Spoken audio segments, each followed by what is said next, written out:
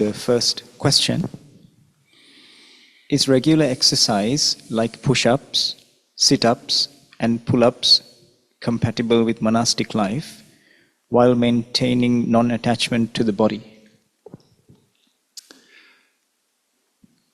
Good question. You're correct. It's kind of the important thing is what's your attitude. Exercise generally is seen as a good thing. So even a Buddhist monk might exercise in different ways, sometimes through walking and working, like sweeping leaves and doing various chores around the monastery, but also other ways like stretching, like practicing yoga, tai chi, and even doing more modern sort of exercises like, you say, push-ups, all the different exercises.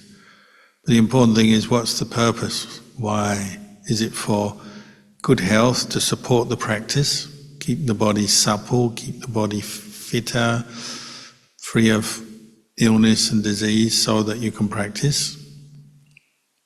Or is it for looking good, to impress people? That's the danger. So over the years, being a monk, I've met one or two who seem to be doing it for the wrong reason.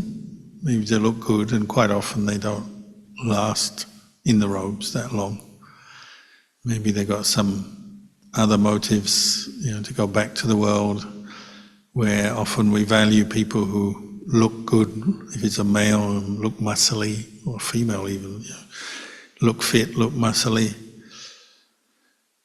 But if you're still aiming just to keep good health so you can practice, well, many monks do exercise in many different ways for good health. Physiotherapy as well, so it's therapeutic as well. And by keeping yourself as fit as you can, everyone is different, but as fit as you can, maybe it will give you more energy. It can help in meditation, because you have a bit more energy, or maybe have less illnesses bothering you, maybe you live longer, who knows. And that means you've got more years to practice the Dhamma. Or if you're already enlightened, maybe more years to teach and help other people. So, many great enlightened teachers have still exercised in different ways. Probably the well-known one is in Thailand is Jalkuno Thamawitiko. He even wrote a book, a whole exercise regime based on exercises and yoga that he'd learned from different teachers, even from the army. And it was a whole system that he employed to keep himself fit, and he was very fit. If you see pictures of him, he looks like somebody who kept himself very fit. So there's certainly good examples of monks who have practiced, realized the Dhamma, but also done some exercise. But it's important to keep the purpose of it all and the intention clear, and not to get caught into sensual desire, just trying to look good or impress other people, that kind of thing. Sadhu, Lampo. We have a raised digital hand.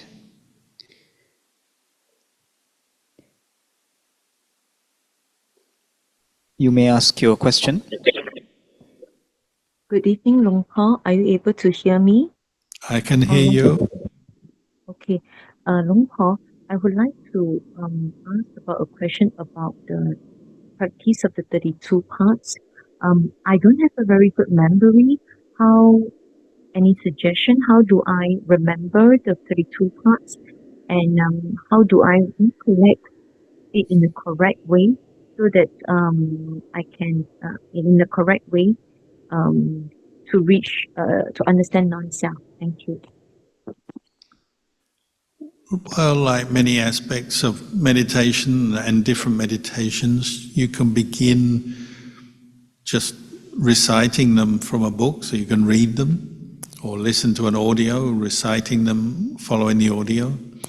we have a chant in our chanting book, which a verse that we regularly recite, and so you kind of get familiar with them by just hearing them often. So that may be the first step, is just read the book, hear the audio, try to do that often, and that will help you remember at least some of those parts. Many of the parts are very ordinary and obvious. And even with the book in front of you, you can start off by maybe just taking each part one by one, and you can have the list written down in front of you, and just close your eyes, visualize that part. So hair of the head, hair of the body, nails, teeth, skin, the first 5 parts. Just go through one by one, visualize each part. And there's no right or wrong way here. You can have one image of your all the hair on your head, or you can pick a single hair. You've got a bit of artistic license here, or creative license here. You can choose, and partly it's also your character, what you find works to hold your attention. So visualize it. You can even send your mind to that part of the body, wherever it is. That may help as well. And at first you've forgotten what the next part is. Okay, well, open your eyes and you can read it from your list. And then you go back to closing your eyes, visualize that next part. And you can go through the 32 parts like that. If you've done that a few times, you can be even more thorough and go backwards. So you start with the last part and go backwards until the first. And this is an old Buddhist tradition, is to go in forward order and reverse order. You become really familiar, really thorough. And you can take your time, so it's the sort of thing you might do when you've got a period of time free, no one else is bothering you, and you learn to visualize them. You can even look in a book or online to get images of, say, the parts that are hard to imagine. If you can't imagine what your heart looks like, or the lungs, whatever, you can look up those visual images. That may help you. And later, maybe you become more familiar with the whole thing. You may not need books and photographs anymore. Now you can just do it because you're more familiar with the practice. You can visualize them, and you can, we say, go for a vacation around your body. That's actually the word people like Ajahn Chah would use. It's like a trip, as if you're going on a trip around the world or to some tourist spot, but now you're doing it in your own body. Get to know your own body like you're a body tourist. What does it look like? Where is everything? And become more and more familiar with your body. But now you're looking at it from part to part, rather than seeing it all as my body, so one big whole. You're breaking it down into the little parts, each component part. And if you do that for a period of time, and this could be over many days, weeks, months, even years, what most people find is there'll be one part of their 32 parts that they find sticks in their mind slightly. It's more clear, it's easier to put the attention on it than the other parts. Sometimes an image arises quite naturally without you even prompting it or looking for it. It just pops into your mind. Could be a memory, could be just when your mind is peaceful in meditation, the image comes up. And that is often a sign that that's a body part you can develop further by contemplating and fixing your mind on that one body part more often. And you may leave aside the other 31 parts and just stick with the one part you like. And I know different monks, probably the most common is one or more of the bones of the skeleton. But I know monks who have contemplated the blood, nails, teeth, skin. One lady meditator used to come here, would always get images of her heart, her physical heart. So I would say, if you keep pursuing this practice, don't forget it and don't give up on it. there may be one body part that becomes very clear to you, and you might have your own visions arise during your meditation, and you can take them and really hold your attention on them. So maybe that's enough for now, just to give you a starter, and you see how it goes, and maybe later on, if you have other questions, you can ask me in a later session. Sadhu, Lumpur. The next question. Dear Lumpur, I've been practicing metta meditation daily, but I still find myself experiencing anger at times. May I ask for Lumpur's guidance on how I can further develop or improve in this area? Thank you. Just keep going. Keep bringing up the thought of metta every day. Maybe at the beginning of your day is a good practice, and then set your goal to try and maintain your metta through the day. And you can use some reflection as well, like maybe alert yourself, warn yourself of the situations or the people that tend to trigger your anger, and work out a little bit ahead of time what you're going to do, how you're going to practice in those situations or with those people, so that you don't fall into anger. That's one practice you can do. So you're predicting or thinking in terms of prevention of anger, because you're thinking ahead where you might get angry, and then you might determine, oh, I'm going to be very mindful in that situation or with that person. I'll be careful what I talk about, careful what I do, because I know I'll lose my temper or get annoyed. And then you can do the same thing at the end of your day. You can cultivate metta and also review your day, what you've said and done and what happened, and if you did become angry over something, whether it's just internal mood based on a memory or some problem or something in your life, or whether it was an interaction with another person, at the end of the day you review what happened. Maybe you learn why you became angry, how long it lasted, what worked in terms of letting go of that anger, and you can learn that way as well. So sometimes you're thinking in terms of thinking ahead to prevent anger.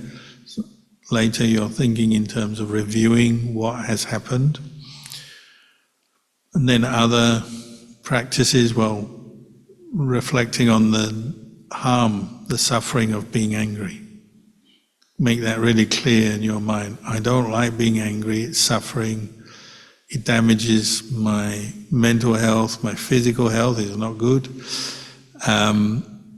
It damages relations with other people. Good things I do are sometimes diminished or damaged by anger, and so on. Becoming very familiar with the harm of anger, the disadvantages, so that if you are caught into anger, because it tends to, things trigger us very quickly sometimes, so it comes up quickly, unpredictably. But as soon as you realize you're angry, you have this store of understanding you've already been developing, that anger is real suffering. And whatever the reason, whatever the trigger, some injustice or something you feel is wrong, that's why you're angry. You also know that this anger is suffering, it's something I really want to let go of. So you work to establish mindfulness, be patient, and let this anger go as quickly as you can. And another reflection that helps is impermanence, anicca. Anger arises, but anger ceases as well. And keep reflecting on that. And then maybe you can help, that will help you to let it go quicker. Because it's just a mood, a mental state. It's not really you, it's not there all the time, so therefore you can let it go quickly. Keep reflecting on that and it will help.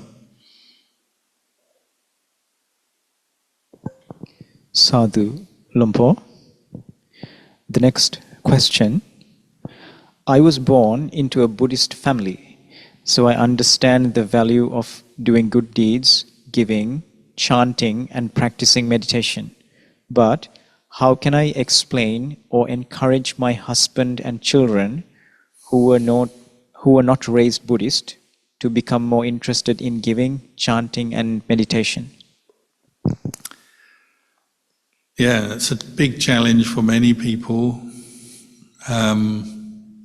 And partly it will depend on the karma of your partner and children, how successful you are. But one thing that will definitely be helpful is if you put effort into your own practice, and you become an example to the others around you, because they see you regularly. They live with you, talk to you, see you.